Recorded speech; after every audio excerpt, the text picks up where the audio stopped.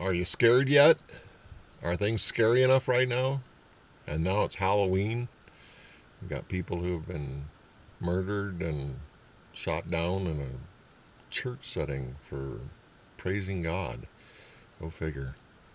In folklore, a ghost, sometimes known as an apparition, a haunt, a phantom, poltergeist, shade, spectre or spectra, spirit, spook, and wraith, is the soul or spirit of a dead person or animal that can appear to the living.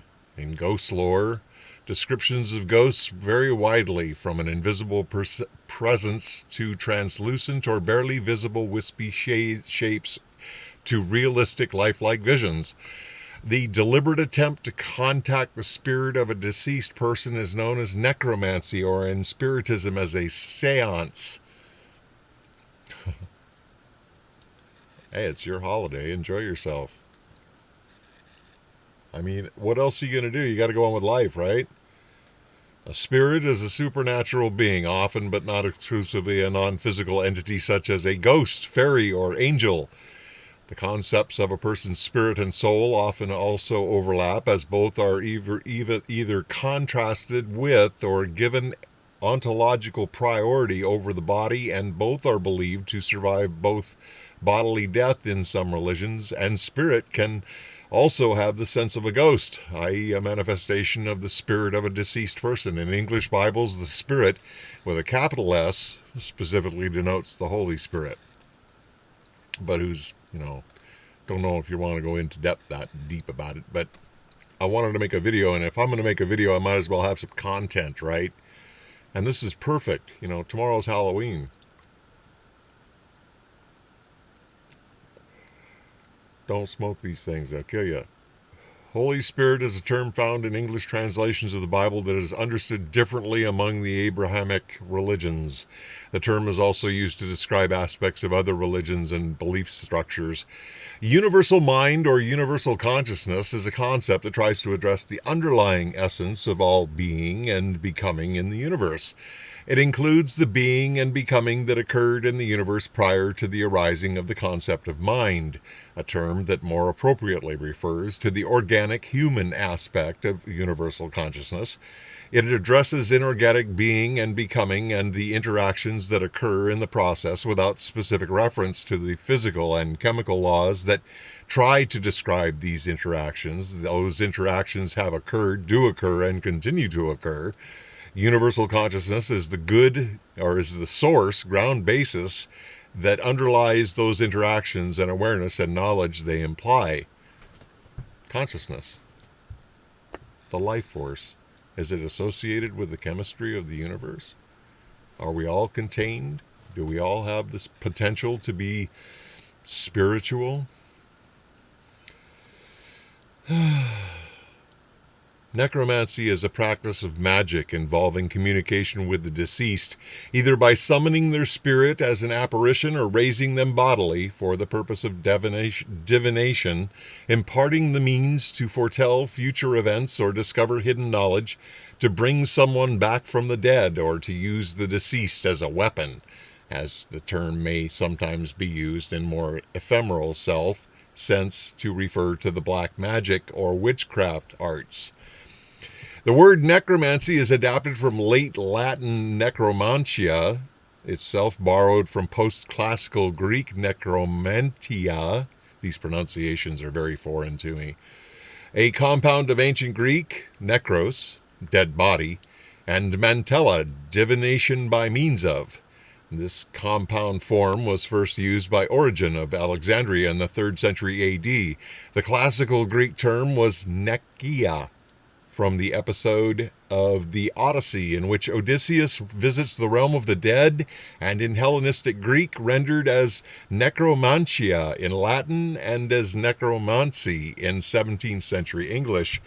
Almost 99% of the mass of the human body is made of 6 elements: or oxygen, carbon, hydrogen, nitrogen, calcium, and phosphorus. I don't know. I think I'm human. I think I'm alive. I don't think anybody's summoning the dead here. I don't know. I may do that sometimes because I don't know any better. I was raised this way. Only about 0.85% is composed of another 5 elements: potassium, sulfur, sodium, chlorine, and magnesium. Bodily composition may be analyzed in terms of molecular type, e.g. water, protein, connective tissue, fats, or lipids, hydroxylapite in bones, carbohydrates such as glycerin and glucose, and DNA in terms of tissue type. The body may be analyzed into water, fat, muscle, bone, etc. in terms of cell type. The body contains hundreds of different types of cells, but notably, the largest number of cells contained in the human body, though not the largest mass of cells, are not human cells, but bacteria residing in the normal human gastrointestinal tract. Am I full of it? Are you full of it? Ooh. The underworld is the world of the dead in various religious traditions located below the world of the living. Chthonic is the technical adjective for things of the underworld. The concept of the underworld is found in almost every civilization and may be as old as humanity itself. Being alive denotes being, one day you're going to die and people will miss you and remember you, and that's kind of what Halloween's all about. Common features of underworld myths are accounts of living people making journeys to the underworld, often for some heroic purpose. Other myths reinforce traditions that the entrance of souls to the underworld requires a proper observation of ceremonies, such as the ancient Greek story of the recently dead Patroclus haunting Achilles until his body could be properly buried for this purpose. Persons having social status were dressed and equipped in order to better navigate the underworld. What will you need after you die? Strange. A number of mythologies incorporate the concept of the soul or of the deceased making its own journey to the underworld, with the dead needing to be taken across a defining obstacle such as a lake or a river to reach this destination. Imagery of such journeys can be found in both ancient and modern art. The descent to the underworld has been described as the single most important myth for modernist authors. The underworld is a place in religion and mythology where the souls of the recently departed go. Underworld may also refer to Greek underworld.